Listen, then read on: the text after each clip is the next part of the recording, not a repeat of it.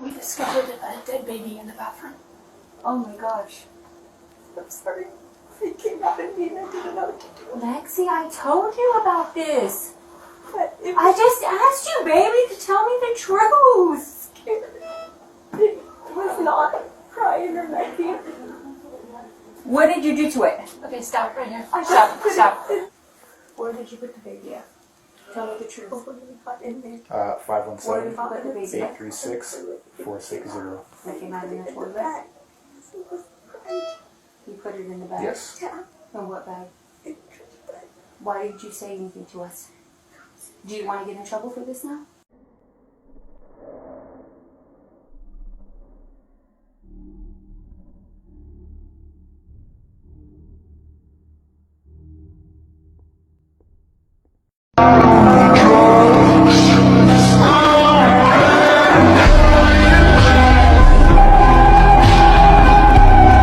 Just when I think, okay, I've seen it all, one of you guys recommend me a story so brutal that I have to reach out to TikTok and make sure I can talk about it. On July 30th, 2008, 22-year-old Tim McLean had fell asleep on the Greyhound bus in Canada when Vincent Wagwang Lee had sat right next to him. Out of nowhere, Vincent slowly reached into his pocket, grabbed a knife, and began stabbing Tim in the neck, chest, and eventually took his head off. During this entire incident, passengers of the bus were screaming and literally jumping off. According to reports, two men did try to save Tim, but Vincent chased them off with the knife. At this point, Vincent and Tim are the only individuals on the bus, and that is when reports state that Vincent had grabbed Tim's now separated head and displayed it to those watching from the outside. Traumatizing. After several hours, Vincent was finally arrested, but he was later released in 2017, 9 years later, after the court declared he had been struggling with schizophrenia and he believed that Tim was a demon. Let me know your honest thoughts.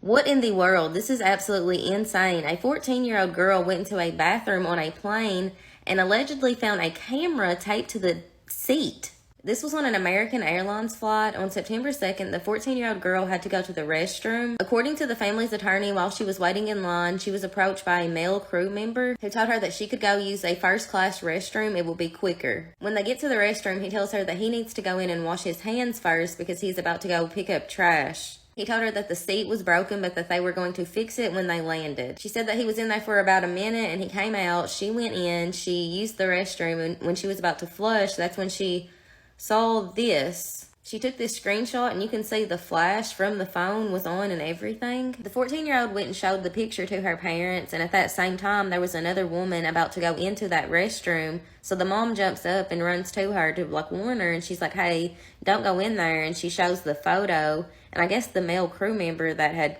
told the 14-year-old to go in there was standing behind him. He saw her showing the picture, and the mom said that he went pale. The family obviously freaked out, and according to a news article, he was messing with his phone a lot before they landed. Since this happened in the air, the FBI took over the case and they were waiting at the gate when the plane landed and took him in. This is so scary. I will keep you guys updated. It is an ongoing investigation. This is probably one of the worst true crime cases that I've ever heard of. In August of 2019, David Sumney brutally beat his mom to death and then took 277 photos on his cell phone of the gruesome crime scene. The photos included selfies with her body, posing with blood smeared on his face, and even a photo of him giving a thumbs up.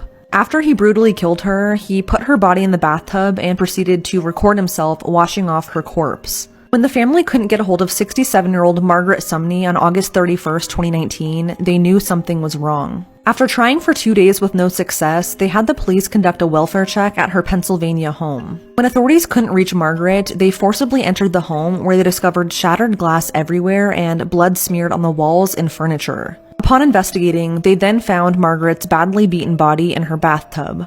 According to the autopsy report, she died from blunt force trauma to the head, neck, and torso. When interviewed by authorities, David initially stated he had nothing to do with his mom's murder. But when police searched his phone, they found the 277 gruesome photos. Along with that, authorities also found Margaret's jewelry and 3 of her blank checks inside of a hotel room where David had been staying.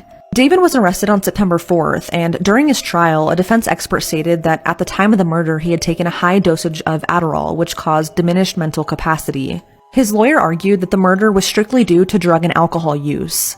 David was initially facing a first-degree murder charge as well as abuse of a corpse, and if he was charged with that, he would have faced life in prison without parole. But unfortunately, he was allowed to enter a guilty plea, which dropped both of those charges, and instead he pleaded guilty to third-degree murder. He was sentenced to 20 to 40 years in prison, but since he's been behind bars since his arrest in 2019, he could potentially be released in just 17 years. And the scary part is that according to prison employees, they consider David a model prisoner who attends Bible studies with other inmates. And this makes the reality of him being released so soon a real possibility. It should be noted, though, that David had been arrested twice in the past for assaulting his mother and once for attacking his now deceased father. Adding to this, he also faces a pending case for allegedly waterboarding and strangling an ex-girlfriend, which also took place the year of the murder. David Sumney is a terrifying man, and the fact that he could ever be released back into society is a terrifying thing.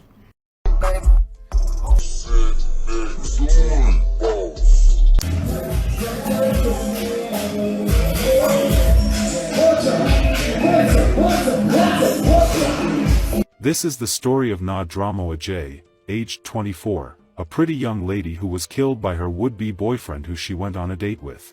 The beautiful cosmetologist was killed by someone she went on a romantic date with. He spiked her drink hoping it would make it easy for him to have intercourse with her afterwards, but unfortunately, her body could not handle the potent level, making her experience cardiac arrest that she wasn't able to recover from, thereby killing her.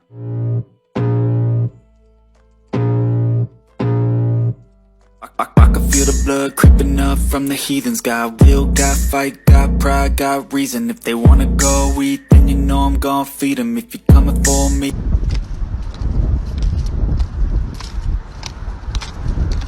This case will be taking us to Cincinnati, Ohio. Cincinnati is a city located in the southwestern part of the state of Ohio. Cincinnati is the largest metropolitan area in Ohio. It is a city of over 300,000 residents. Cincinnati is most known for its rich German heritage, unique chili, and as the origin of America's oldest baseball team.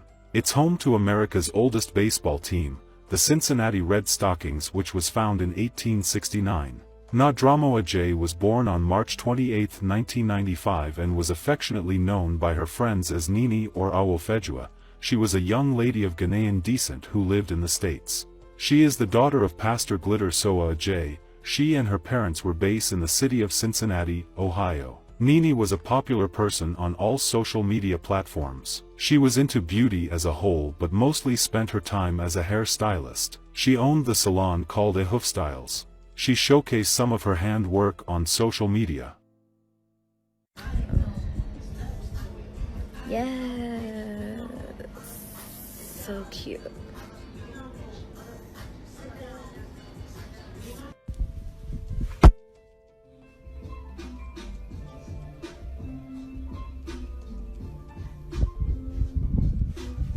Nini is also known to have trained as a pharmacy technician. She was said to be a very happy, outgoing, energetic and sweet young lady.